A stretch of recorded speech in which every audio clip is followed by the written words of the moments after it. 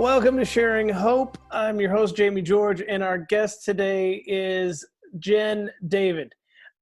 Jenn has done, well, it feels like just about everything. She's been an actor, she's been a choreographer, a dancer, creative director, entrepreneur, branding expert, performance coach, and she's honestly one of the most sought after people for the entertainment industry, especially for live shows.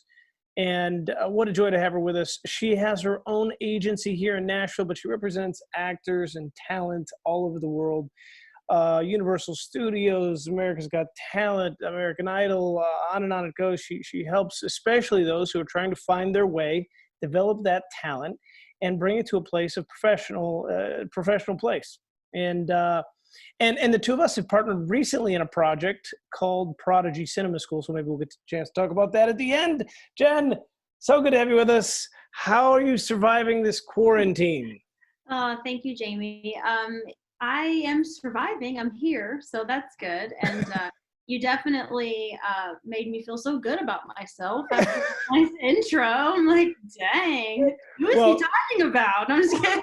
Well, for those Enneagram people out there, this lady is a 3, and her capacity blows my mind. No, seriously, Jenn, your ability to what you accomplish in any given day is pretty crazy. Oh, well, thank you. I'm glad. Well, I'm glad someone sees it. No, I'm just kidding. I don't know if sometimes I feel like it works against me, but I've had to learn eventually just to embrace how I am and who I am, and that, if I do a lot of things, that's okay. Some people just do one thing, but I like to do a lot of them, and just to embrace it. And Yeah, I read this book called Essentialism, where the guy says, hey, you should really draw it down to one thing, be focused on one thing. And I was twitching the whole time I was reading it. Like, this sounds probably like a lot of wisdom. Do one thing well instead of a lot of things with mediocrity. But I'm like you, I have trouble saying no to the opportunity.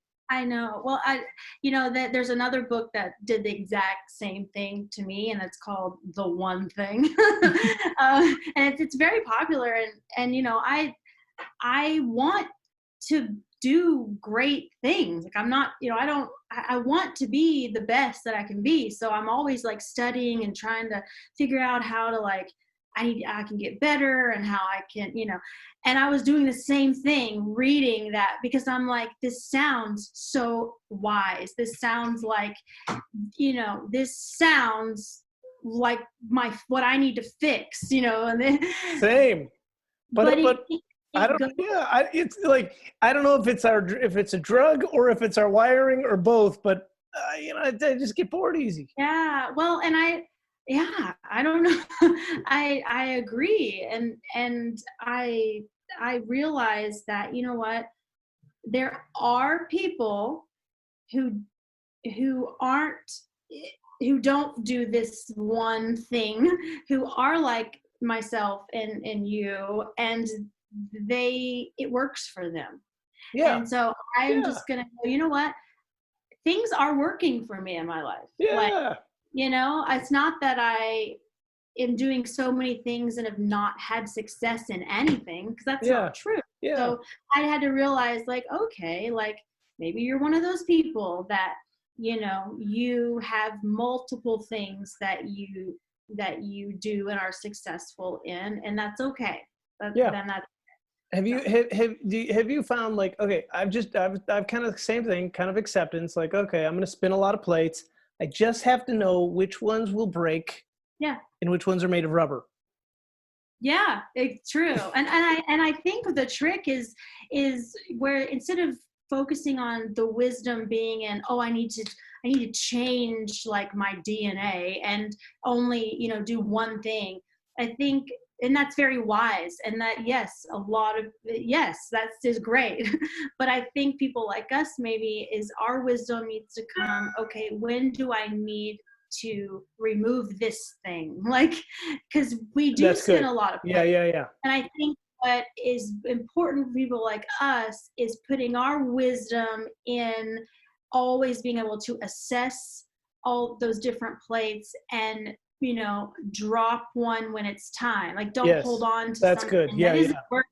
Yeah, you know, or whatever. maybe we're wired to do the multiple things. We just have to pay attention to We when is just it need time to pass it along, and or stop or or just replace it stop. with something else, Yeah. and move on to the next thing. So Well, it's one of the things I appreciate about you is your ability to kind of see so many things at one time and integrate. Now, I know this has been an interesting season. You represent a lot of actors, in particular in LA and New York. What's it been like for your talent who are on television shows and they're in movies and they just close the doors? yeah. How are they doing, and how are you doing guiding them and helping them? Well, I mean, from just a straight business standpoint, I mean, it crashed, like there's no bookings, and that's how we all make our revenue is by working. So, that definitely, from that aspect, it stinks. However, what's kind of been a blessing at the same time, I think a lot of actors would agree, is that casting, who are always so busy with all the net, the day of generals, which a lot, before the whole digital space and streaming, where the process that television and film goes through wasn't it's always been fast, but because of streaming and all these other platforms opening, Yeah.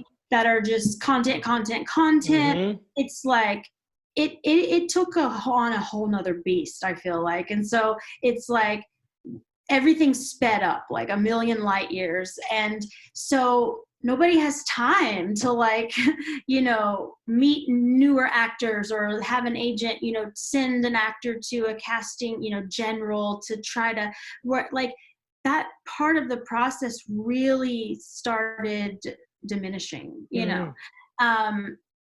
which, I mean, I understand it stinks, because it's how a lot of So a great lot of new actors, talent are but found that way, right? yeah, got their break. It doesn't mean they haven't worked their butt off for the last 10 years to get to that place. Right. But that's part of the networking part of the business, and Mm-hmm. that's just it's part of the networking part. Yeah. And it was really hard to do that because nobody eats when they're not working, same for casting. Like they just don't have time. They have all these shows and there's just no time in the day, so for that anymore. Yeah. But when everything stopped, I think from my perspective, it allowed casting directors who, are wonderful and have been casting amazing shows and films. It allowed them to get in touch, probably, I feel like, with why they even became a casting director. And it kind of helped. And because what they've done is they've opened up these different self-tape challenges and competition, where all these new actors, new faces, new talent with agents, though, can submit a monologue or submit a tape. And then what those casting directors have been doing is then picking the top 25 and then scheduling one-on-one Zoom meetings. Wow. And it's, yeah. And so is it possible that come fall, we may see some faces that in shows we might not otherwise have seen had it not been for this process? I believe, and one of my actors, Leah Marie Daniels, the casting director who does All American, which is a huge show right now on Netflix. Anyway, yes, my daughter loves that show. Okay, yes, my daughter too. But yes. Leah Marie Daniels, who I'm sorry. So I actually said Leah Daniels Butler. That's terrible. Leah Daniels Butler. So sorry. I said, but she was kind of one of the first to do this a month or so ago, and she actually chose out of, I think that did thousands of submissions. I mean thousands. And one of my actors was chosen for a general. Yeah, and then through that general, a new pilot that Leah is working on, who's not even out yet, wanted her to send in an audition tape for a character in that brand new pilot. So, and that came from that. So, regardless of where it goes, the fact that, that would have never happened without this opportunity. Yeah.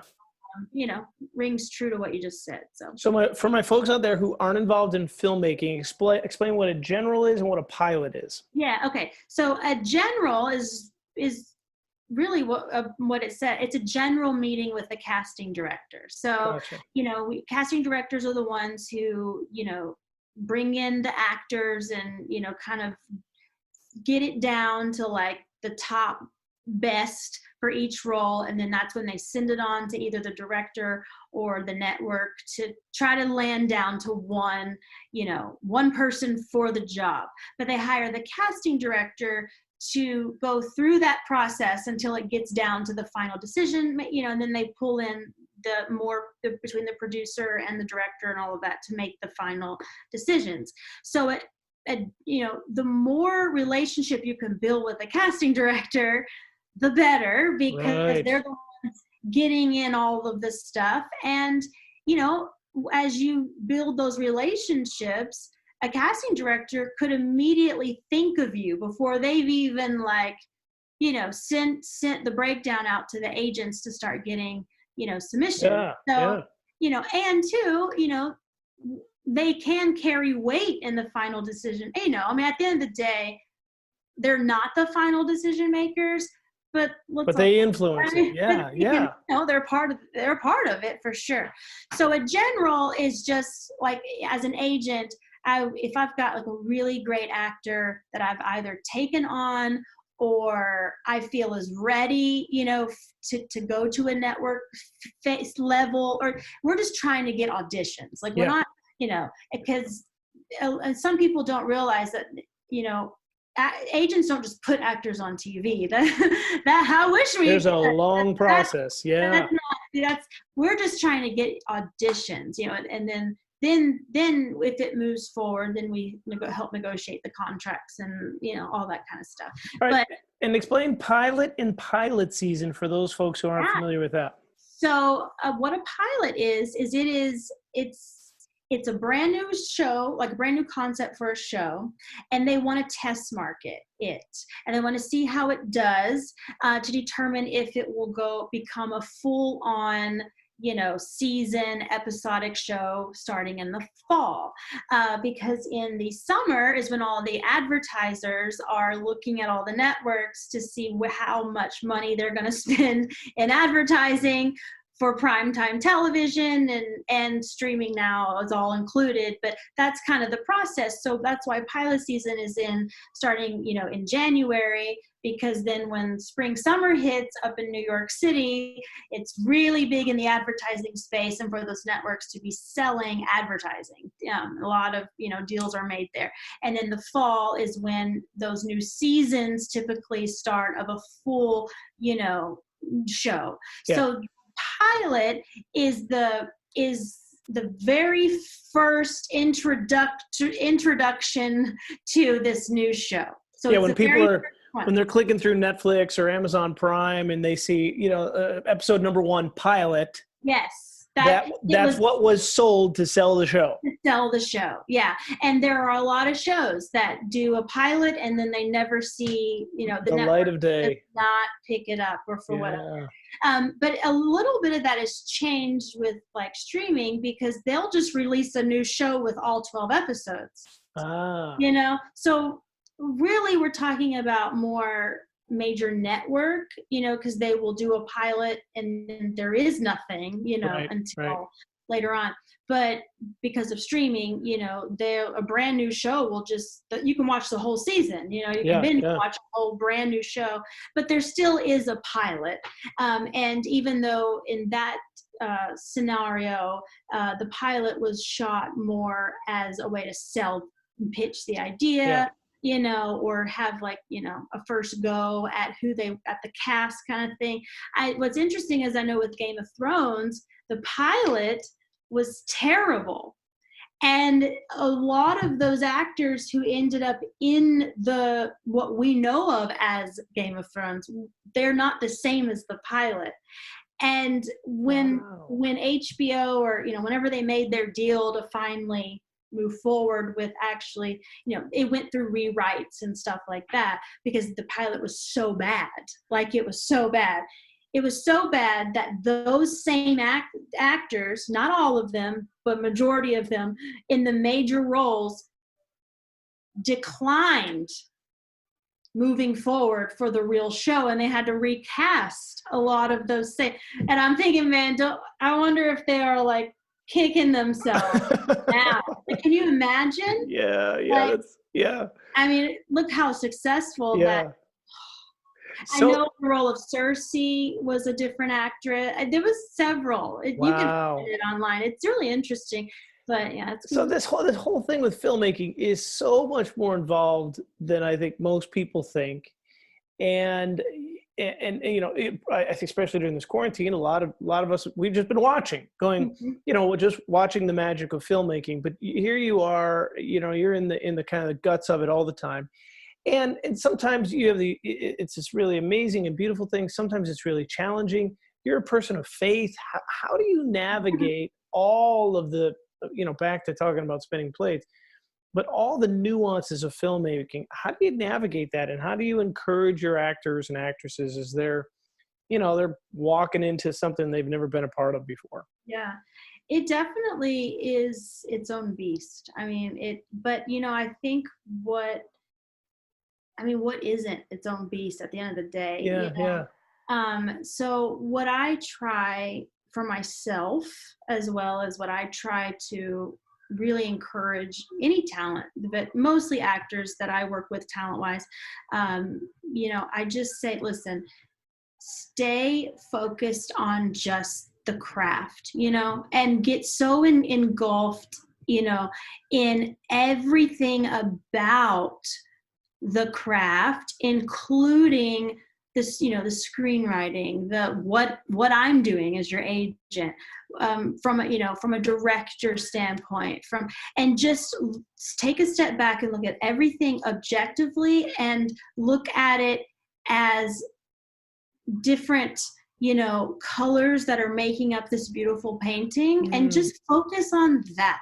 Don't worry about your booking ratio. Don't worry about, yes, there are times that, because it is a business, that you have to have those conversations, but it will overtake you if you focus your energy on the things that are really not 100% in your control. Yeah. But these things are, and it is why you even began. So if you can make your focus and make sure that's always at the center, it will help you along the way tremendously when you're pulled in different directions, to talk about things you necessarily don't want to talk about. Nobody wants to talk about, how they're not booking. Right. So you're such an advocate of learning. And for somebody who might be watching who says, hey, I'm kind of interested in filmmaking or entertainment, on either side, behind the camera, in front of the camera. But I don't really know where to start. And you keep using the word craft. And I guess this really is an art form. I mean, this whole, from top, the guy who's behind the camera is as much as an art form as the actor in front of it, right? Absolutely. And again, I love that. And something you and I talk about at length is, don't ever stop learning. What would be a couple starting places you would say to people who go, I'm interested, I'm curious, what do I do? What do I try? Yeah. Well, one is going to be Prodigy Cinema School, of course. That's right. Which, is a big reason why, when the opportunity presented itself for us to even just start that conversation, is because I am such a big advocate of knowledge and learning. And, I keep referencing, I love metaphors and, and referencing things. And for some reason today it's the painter. I don't know why, but sometimes it's like realtor. I have like things that But today, for some reason, it's the painter. But if as a painter, he needs to know about the different types of paintbrushes and bristles, and why this type of hair on this synthetic versus real natural, all these different things that are actually going to give him the different textures and strokes, and are so a part of the result of his application as a painter or an artist. Like, that is a part of the craft just as much as envisioning what that painting could be and painting it. And so to me, that rings so true. It rings true in everything in my world because I think that way. But especially when you are talking about, craft driven industries, and entertainment is a craft driven industry. Yes.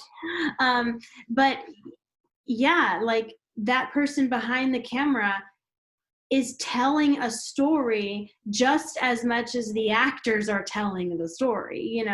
Cinematography wins awards. Like, yeah.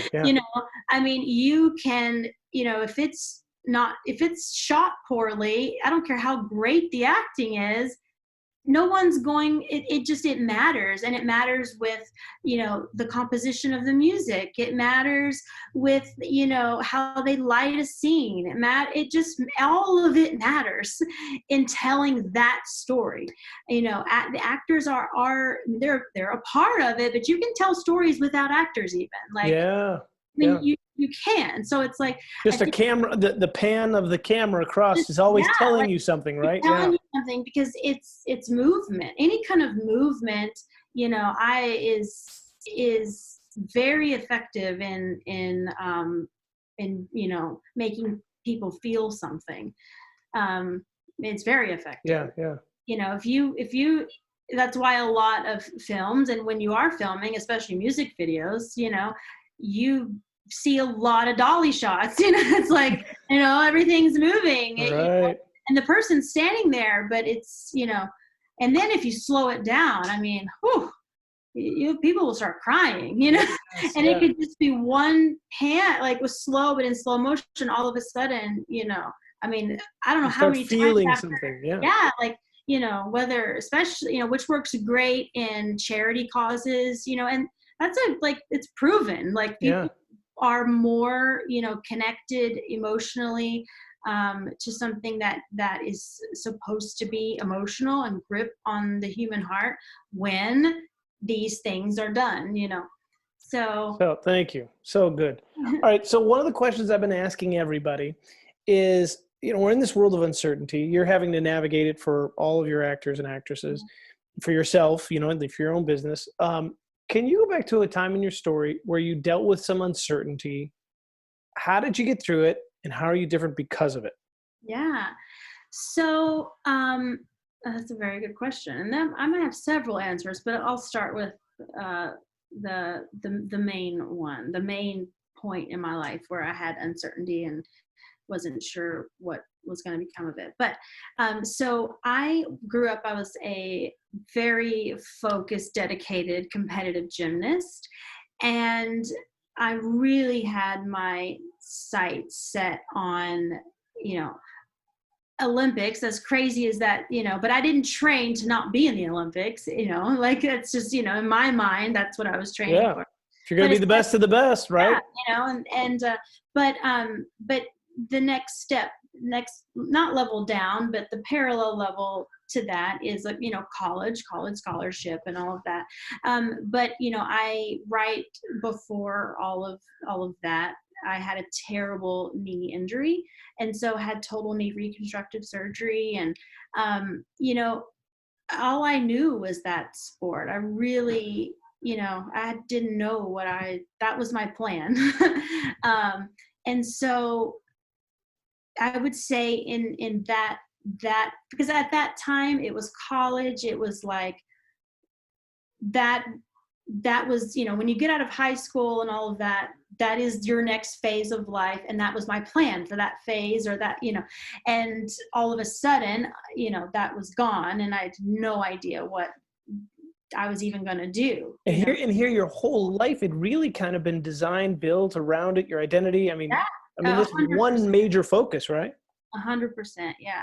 So, I would say that, but that time of coming to that realization of, okay, I'm going to retire from this sport and, move on in a different direction, is how I even landed in the world of entertainment. So, but it was that time. Yeah. Yeah. So here you are in the middle of which, by the way, if I was a therapist, I might be going, now maybe I know why Jenn doesn't just do one thing. Yeah.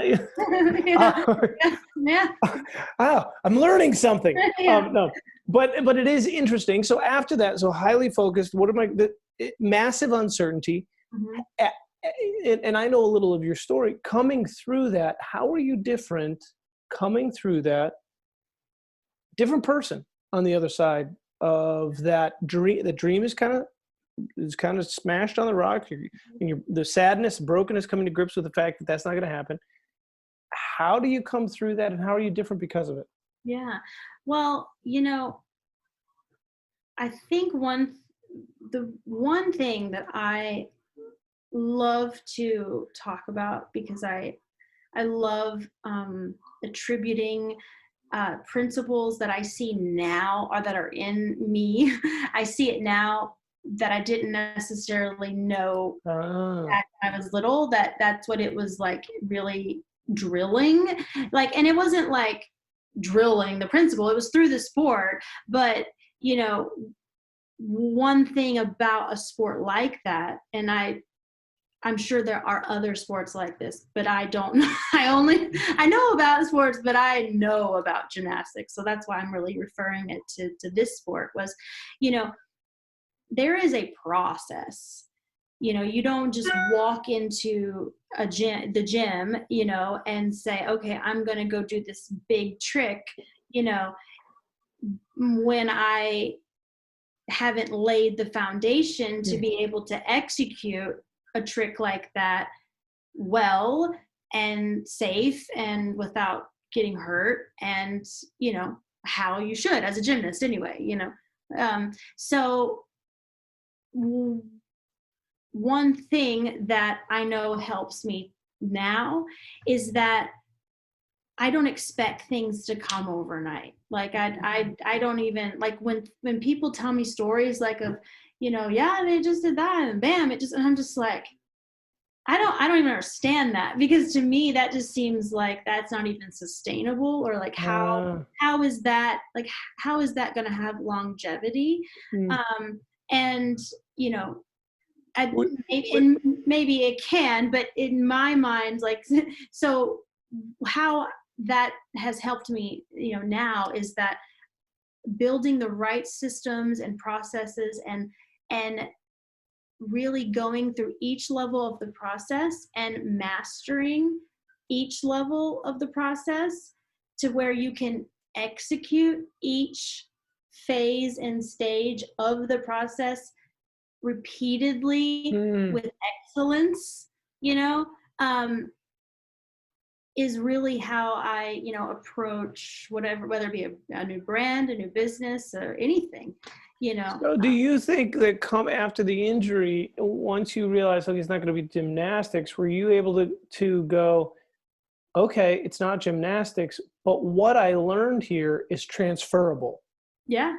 Yeah. Is that one of the things that came through for you in that? Yeah, absolutely. And being able to assess with like a very realistic, non-emotional approach, and divert it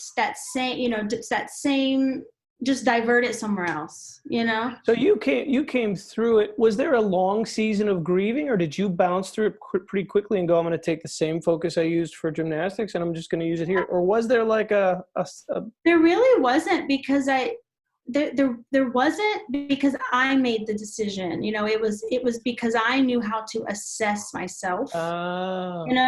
Gymnastics is you have to be so self-aware. Like, so you basically went, look, I know what it's going to take to come back from this injury, or what the odds are to come back from the injury.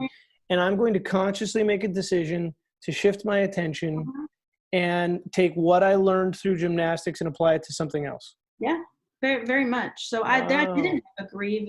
I didn't grieve. I didn't, I didn't, you know, I had a time where I was sad because I mean, I had a routine for so many years, and then it's almost like a breakup kind of, you know. Breakups were harder. Like breakups are harder than when I had to leave. But you know, I had, you know, I've never had a Friday night to myself, or never had like so like all of a sudden I had like time, like to where I wasn't like, what do I do with this? You know, that was probably in some ways, was it kind of I mean, the hard part of leaving the rhythm, but in some ways was it kind of like, oh, I get a little bit of life back that I didn't have? Well, my life was gymnastics, so I never felt like it was taking my life. Okay, you know? Gotcha. But I think that's probably why I filled my life up with so many other things. Like I was, you know, and that's why I, you know, probably, you know, jumped into training in something else. Yeah. You know, and it went to acting and choreography and learning about the business, and so I kept training, but just training at something different. And I love what you said about mastery. Master the first level, then move on to the second. Mm-hmm. And I wonder if we talked in the very beginning about the capacity you have, is when you get to master some of these things in these fundamental places, here you can actually transfer much of what you learned into something else. Yes. And it's almost like, I don't have to start from scratch. I've actually learned some fundamentals in other things, like almost like a full cross training. Is that? I absolutely, yes. I firmly believe that, you know, when something is a fundamental and a principle, it's layerable, you know, and it doesn't matter. It's with you. It's a principle. It's a fundamental, you know, and it doesn't matter what you're doing. Doesn't matter what's happening. That never changes. It's a constant, you know. One thing in gymnastics is you can't tumble with a loose body form. Like, that's a principle. You just can't do it. Like it not only physically will it make what you're trying to do so hard and almost so impossible to execute it, but you will get extremely hurt. Like, you know, you're set for injury. Like if you don't hold your body.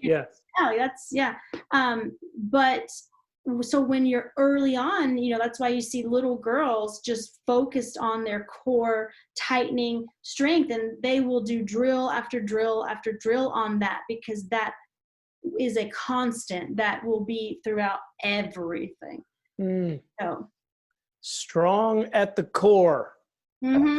Pretty good title right there. Yeah, I like it. I do too. And it's reflective of really what you're saying is go learn, but start with the fundamentals, build from the ground up. Don't expect it to happen overnight. The people you work with, you and I have talked about that, the stories, it just doesn't happen overnight. It looks like, oh, they landed this role. Yeah, but you didn't see what happened the previous 10 years.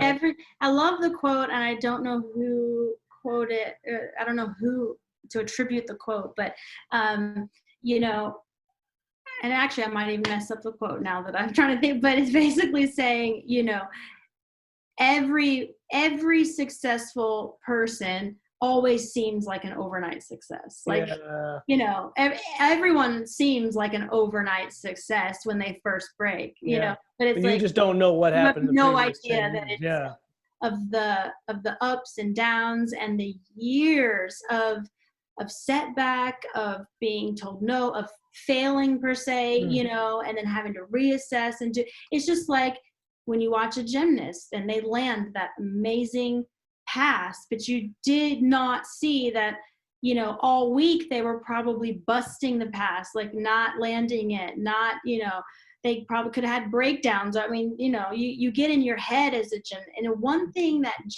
gymnastics really taught me is to know how to not be in my head. Like, you know, because that mental toughness.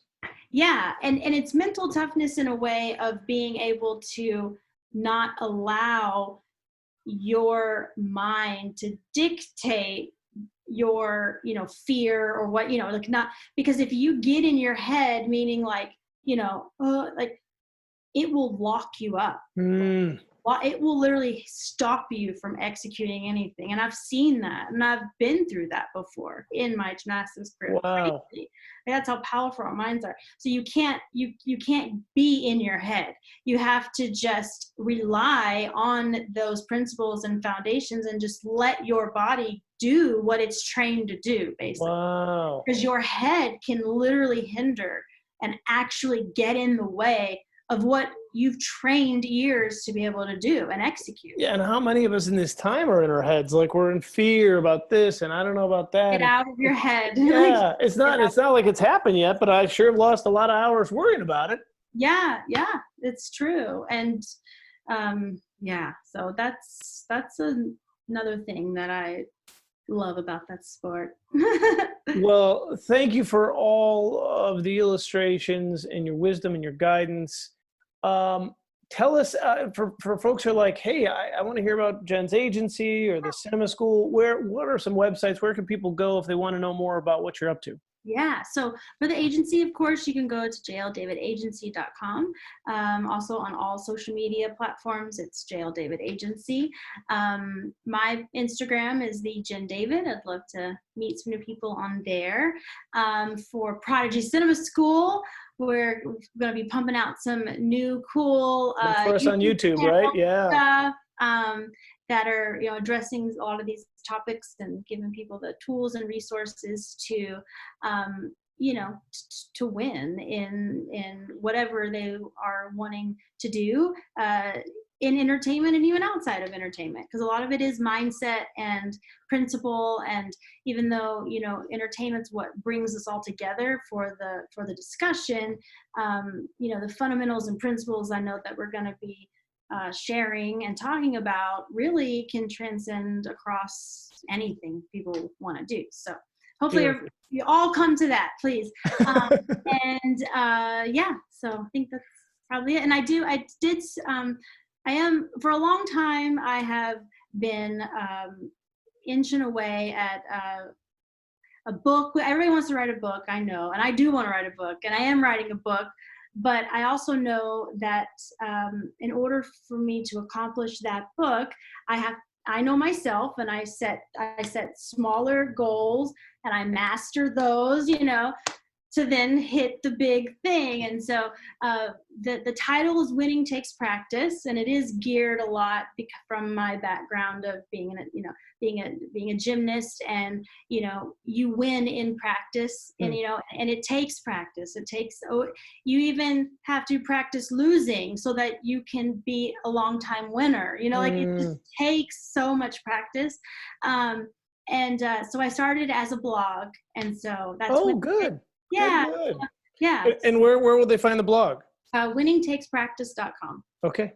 Fantastic. It's a little personal project. So. Yeah. Well, way to go. Writing is I'm hesitating because it's so satisfying and so much hard work. Yeah, it really is. But it's practice, like what you said, man. Practice. Yeah. If I want to write a book, I better practice writing a blog post. That's right. Well said. Well, Jenn, thank you for the time. Yeah, so great to see you. And hopefully you and I will be filming next week. So yes, let's do it. Let's get it out there. Thank you, Amy. Bye. Thanks again, Jenn. Take care. Bye.